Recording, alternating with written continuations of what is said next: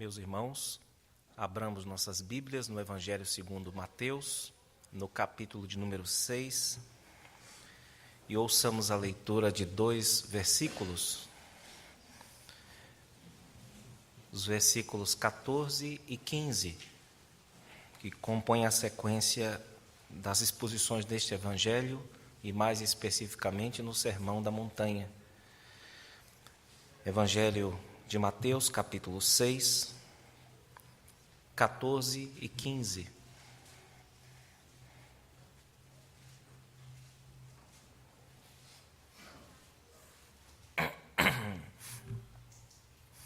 Assim nos diz a palavra do nosso Deus.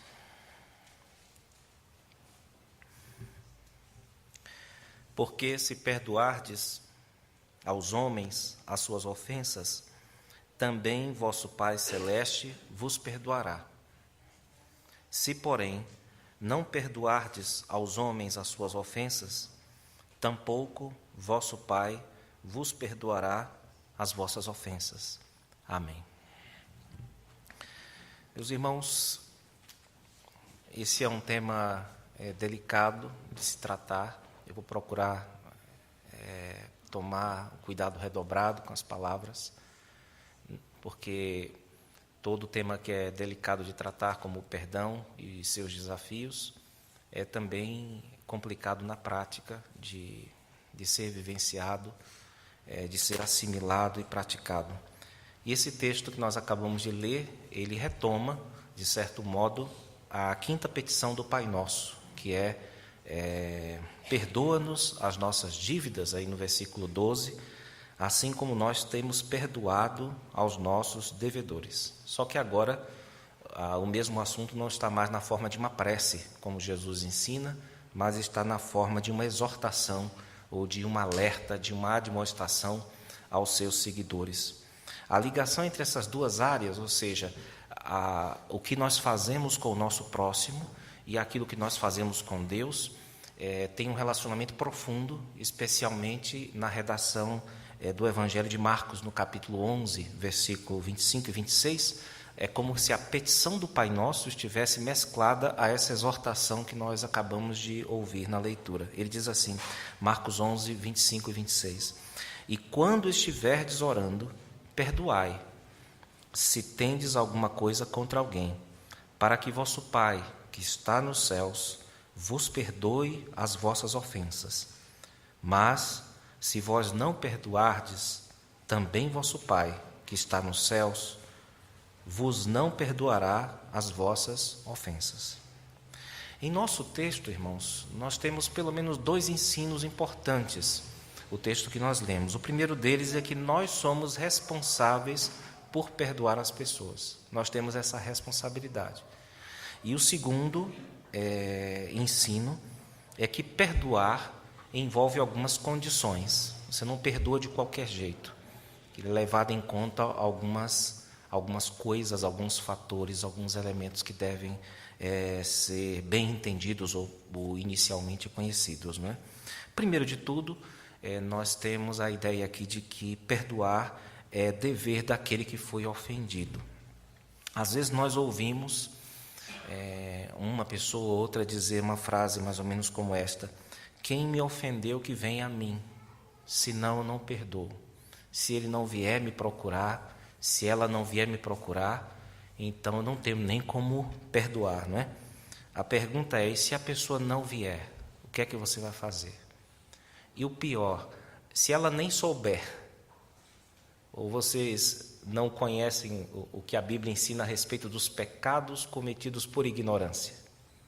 Existe culpa sem que você tenha o conhecimento, sem que você tenha consciência, aquilo tenha subido para a consciência, que você realmente pecou. A Bíblia diz para perdoarmos as pessoas ainda assim. E às vezes ela ordena assim, confrontar o ofensor, ir lá e falar para ele, olha, você errou gravemente contra mim, você fez alguma coisa, ou falou alguma coisa, etc, etc. Mas nós devemos fazer isso, irmãos, pensando na pessoa e não pensando em nós mesmos, no nosso bem-estar. Você não deve ir até a pessoa para se aliviar, para se sentir melhor depois que você perdoa. você deve pensar no fardo que ela deve estar carregando. Ou talvez até ela nem sinta o fardo que está carregando, mas é uma culpa diante de Deus. E ela nem percebeu isso ainda. Então você vai lá falar com a pessoa para ajudar a pessoa. Às vezes nós ouvimos também essa frase: eu me senti melhor depois que eu perdoei fulano. Agora, se ela se arrependeu mesmo, né?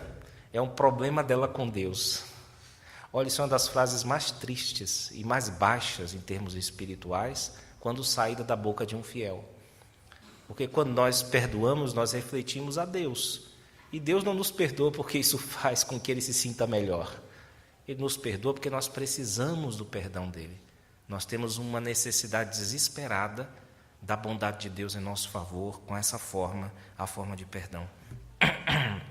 Resta-nos, no entanto, irmãos, definir o que é que significa perdoar.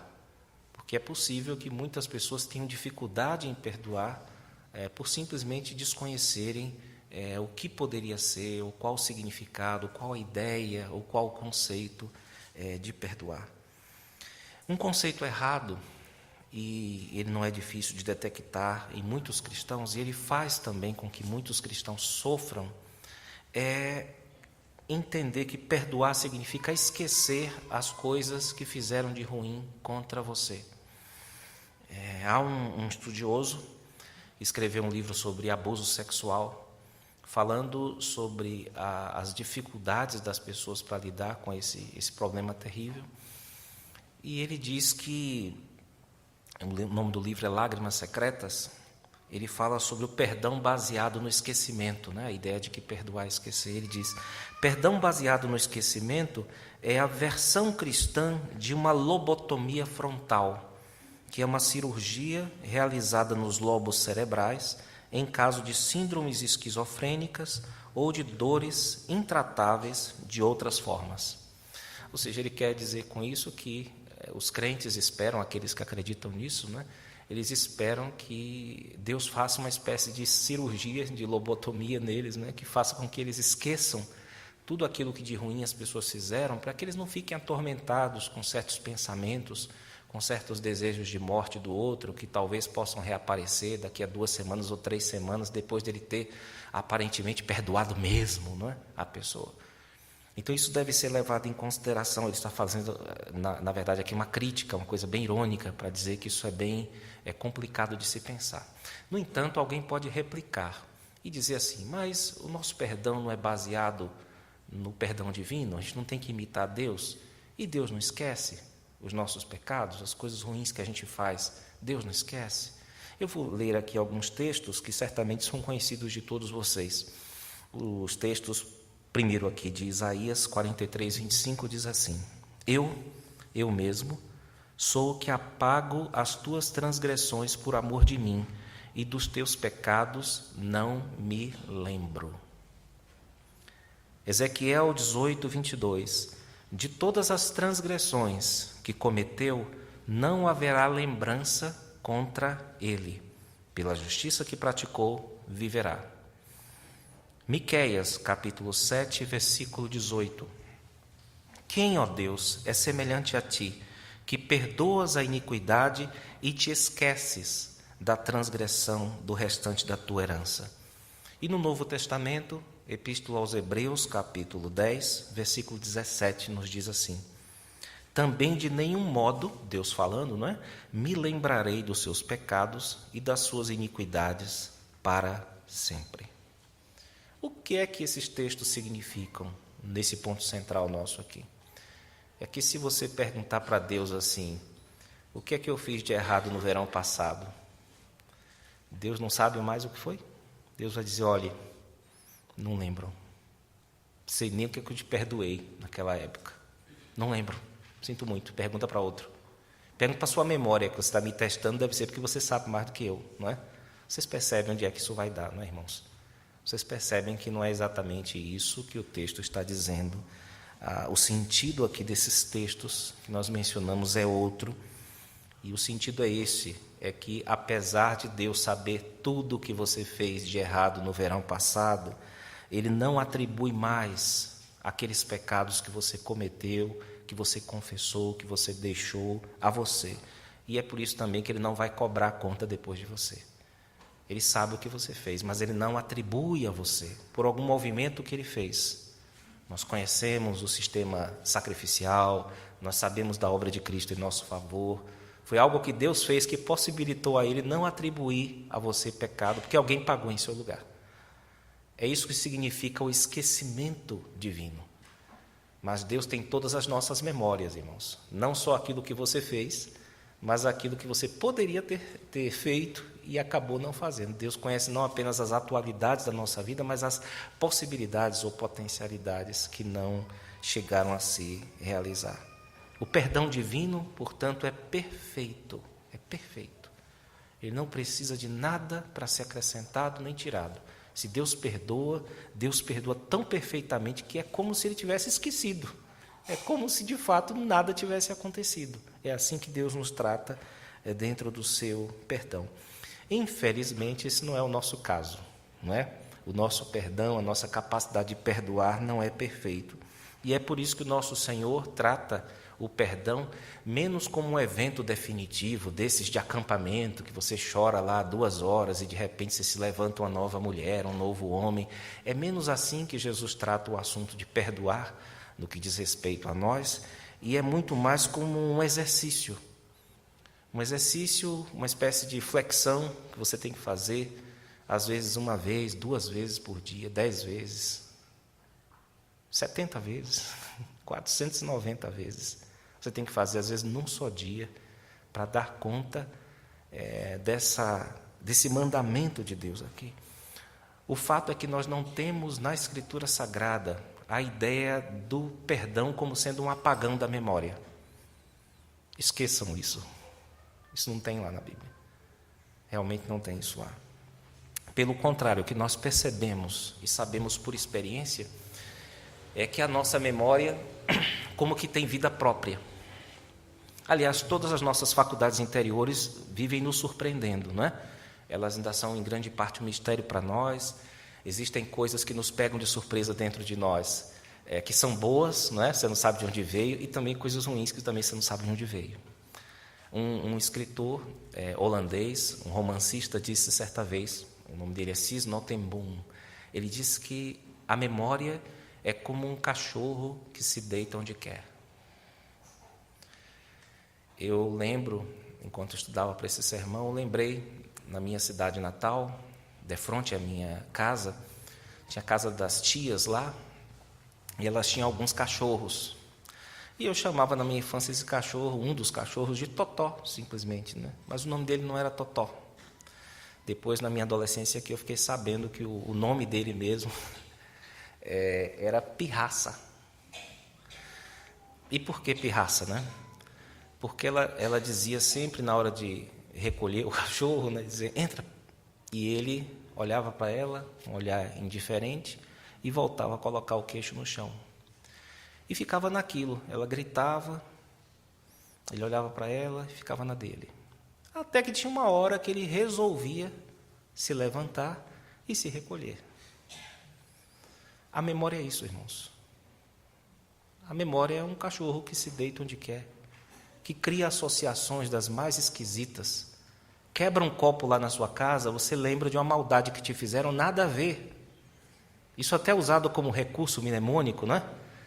As pessoas usam como recurso em concurso público, para fazer concurso público, né? Em pré-vestibular, aparecem aqueles professores maravilhosos, né?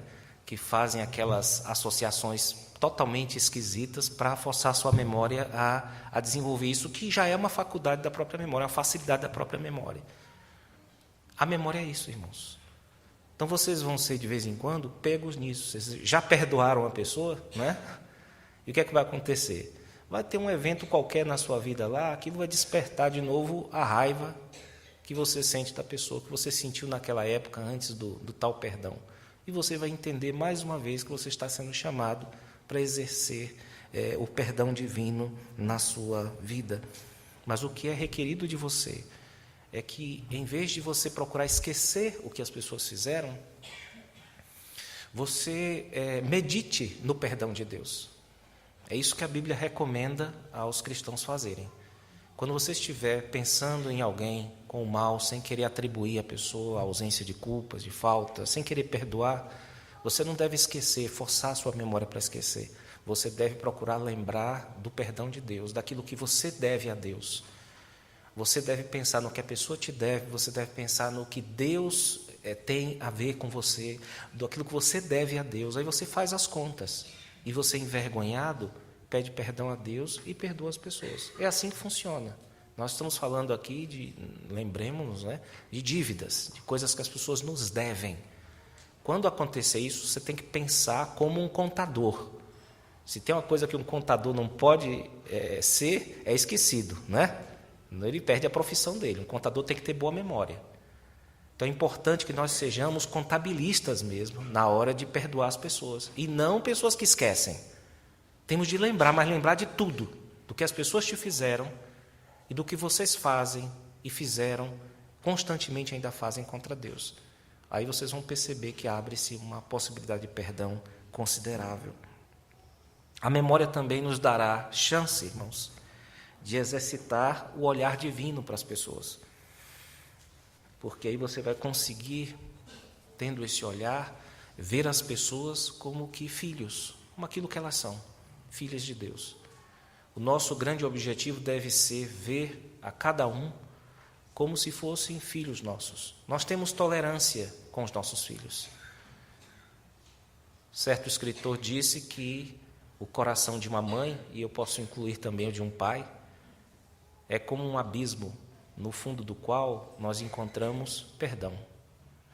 Quando você exercita esse olhar perdoador, você está exercitando um olhar paternal, o olhar de Deus sobre as pessoas. Esqueça a idade, esqueça se ele é seu chefe, se ele é uma pessoa superior a você numa hierarquia social ou econômica. Procure exercitar esse olhar, vocês vão ver que vocês vão fazer um bem enorme para a pessoa e é claro que aquilo vai voltar para você também. Vai ser um olhar verdadeiramente paternal, irmãos. Por quê? Porque você não perdoa para se sentir bem, né? Você é uma crente, você é um crente. Crente não perdoa para se sentir bem. Crente perdoa para ajudar aquela pessoa que pecou, aquela pessoa que está numa situação miserável. Há pouco nós cantamos com o coral aqui este hino belíssimo, este último hino que diz assim: e pelo teu olhar eu vejo o amor de Deus. Não é? Através de ti Deus me alcançou. Esse é o esquema cristão. Se vocês perdoarem pensando no bem-estar de vocês, vocês estão dentro dessa psicologia barata de botequim que nós vemos aí no mundo, que é do bem-estar, eu faço porque eu me sinto bem. Você tem que perdoar porque você está pensando no pecador, numa pessoa que está numa situação miserável diante de Deus e que o pior, às vezes nem sabe disso. E precisa que você a confronte em amor, como Deus faz quando quer perdoar alguém. Eis aí um bom exercício espiritual, não é, para nós praticarmos. Este, então, irmãos, é o primeiro ensino depreendido dessa passagem, é que nós somos responsáveis, com a ajuda do nosso Deus, de exercitar perdão. O segundo ensino também aqui é que perdoar envolve algumas condições. Eu vou ler de novo o texto que diz assim: porque se perdoardes aos homens as suas ofensas, também vosso Pai Celeste vos perdoará. Se, porém, não perdoardes aos homens as suas ofensas, tampouco vosso Pai vos perdoará as vossas ofensas. O assunto não é simples e não cabe todo aqui em nossa cabeça. Então, eu estou expondo, eu não estou explicando, tá? O ponto aqui é que existe um Deus que opera em nós, não só o efetuar, mas até as disposições, até o querer. Ou seja, é como se Deus fizesse tudo em nossa vida. As suas ações e suas intenções estão debaixo de uma constante ação de Deus. Isso é o que está por baixo do texto. Ao mesmo tempo está afirmado no texto a ideia de que você responde pelos seus atos e você vai colher tudo aquilo que você plantou. Esses dois elementos estão presentes na pregação de Jesus. Ele ora enfatiza um, ora enfatiza outro. Ora ele diz, vocês estão totalmente na mão de Deus. E ora ele diz, cuidado, porque senão desse jeito você não entra no reino de jeito nenhum. Essas duas coisas ele trabalha constantemente. E os discípulos que tomem em consideração, os discípulos que durmam com as dores de cabeça decorrentes dessa tensão. entre um Deus que opera tudo e, ao mesmo tempo, um ser humano que permanece responsável e colherá as consequências dos seus atos. Os dois assuntos, portanto, seguem juntos e intactos no ensino do nosso Senhor. Há nesse texto aquilo que um estudioso do Novo Testamento, Hermann Ridderbos, chama de princípio da reciprocidade, que deve ser bem entendido, irmãos, para que nós tenhamos uma vida cristã saudável. No Novo Testamento, a Bíblia nos dá a entender que Deus é pai daqueles a quem Ele perdoa. Ser filho de Deus significa ter seus pecados perdoados.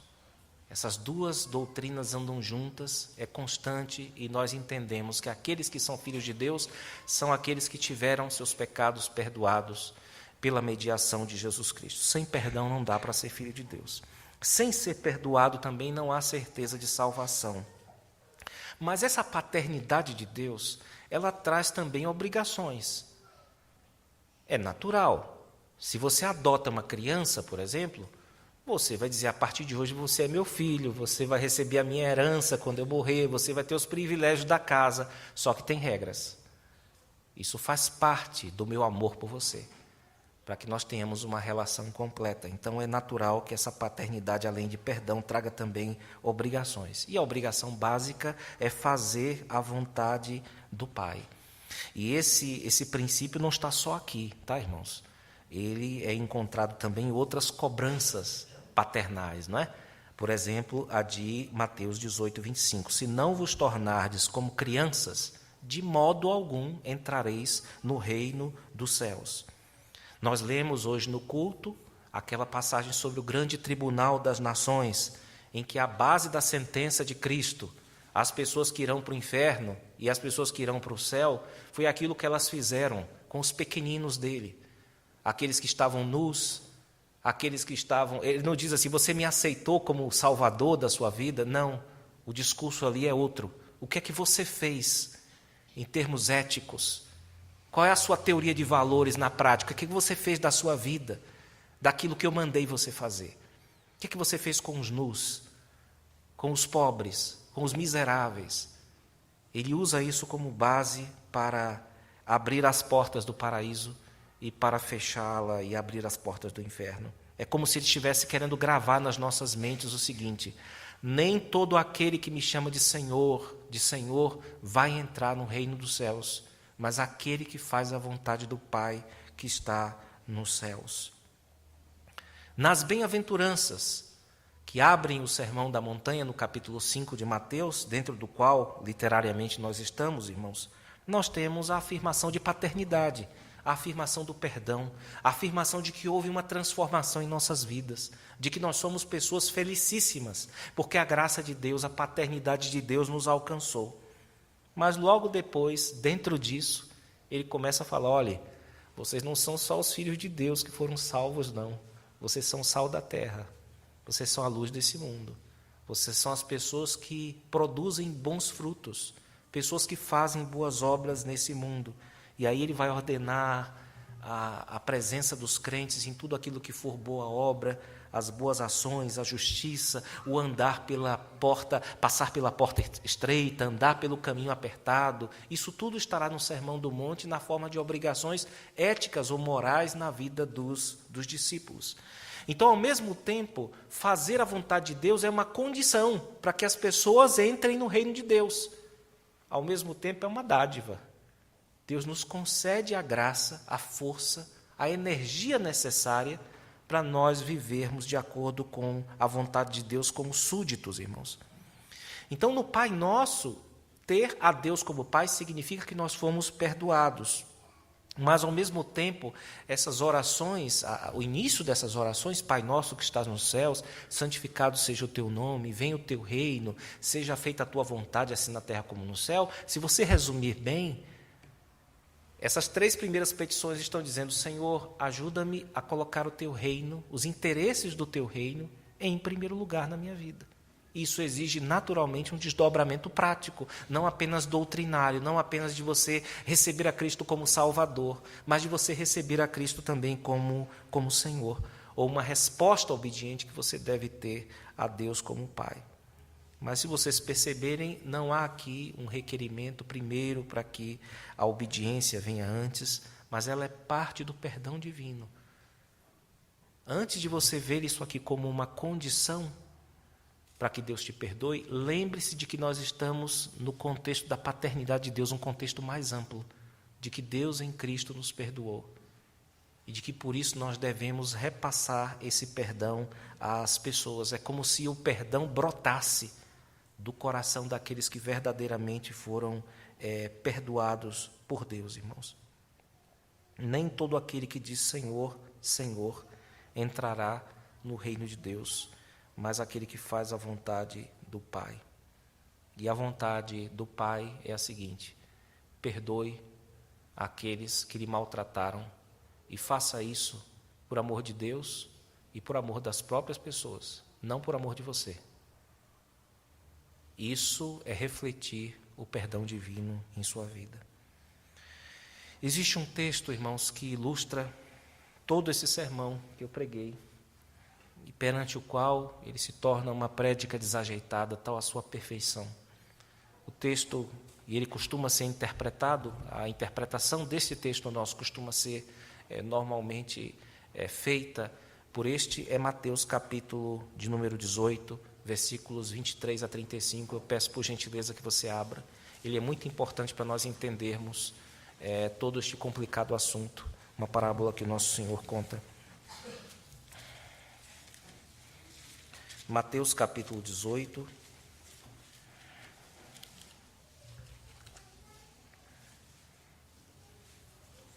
versículos de 23 a 35.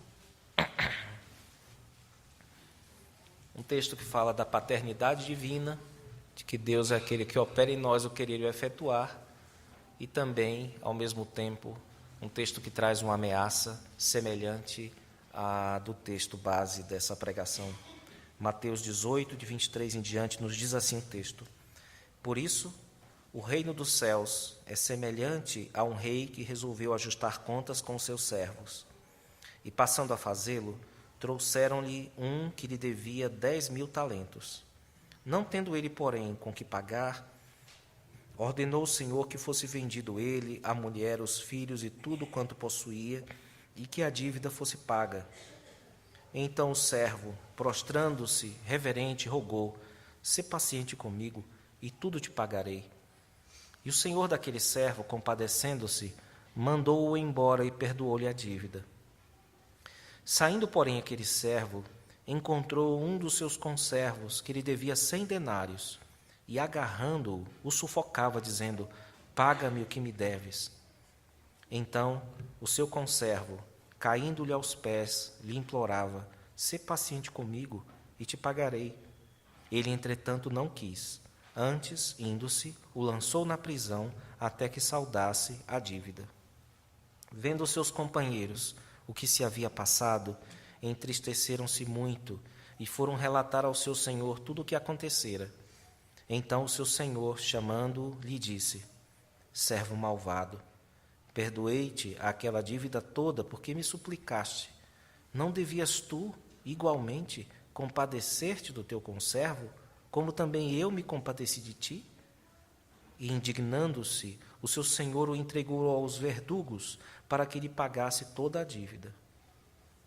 Assim também meu Pai Celeste vos fará, se do íntimo não perdoardes cada um a seu irmão. Em resumo, meus irmãos, Deus é nosso Pai, e sendo nosso Pai, é nosso perdoador. Deus nos perdoou em Cristo. E Ele opera 24 horas em nós, por dia, tanto nos fazendo realizar coisas, como também nos fazendo desejar coisas, dispor nosso coração para fazer a sua vontade. Nós somos, baseados nisso, responsáveis por perdoar as pessoas. Quem tem que perdoar é você, no seu íntimo. Perdoar também envolve certas condições. O que está aqui é o que está aqui. Não dá para ir para um lado, você cai no erro. Vai para o outro, você cai no outro erro. Não dá para explicar tudo. mas dá para expor tudo. E Deus diz: perdoe, porque senão não perdoo você. Eu não sei como isso resolve, mas as duas coisas andam juntas, articuladas, intactas na pregação de Jesus. Ele fala: Deus é seu Pai, vai te levar para o céu. Depois ele diz isso que vocês acabaram de ouvir. O efeito disso certamente é imprimir em nós a ideia de que chamar Jesus só de Senhor não dá. Você tem que fazer aquilo que Ele manda, com a ajuda, evidentemente, dEle mesmo. Esse é o desafio que nós temos aqui, que Deus, nosso Pai, quer certamente nos ajudar a vencer com uma grata memória, que o cristão perdoado tem uma grata memória, e isso dia após dia. Perdão não pode ser apagão da memória, irmãos. Perdoar é lembrar, mas é lembrar de tudo, daquilo que as pessoas fizeram com você e daquilo que você faz com Deus. Sabendo que a sua dívida é maior, você vai se envergonhar e vai exercer mais uma vez essa flexão que, se necessária, pode passar de muitas vezes por dia. Que Deus nos abençoe e continue a operar em nossas mentes e corações. Amém.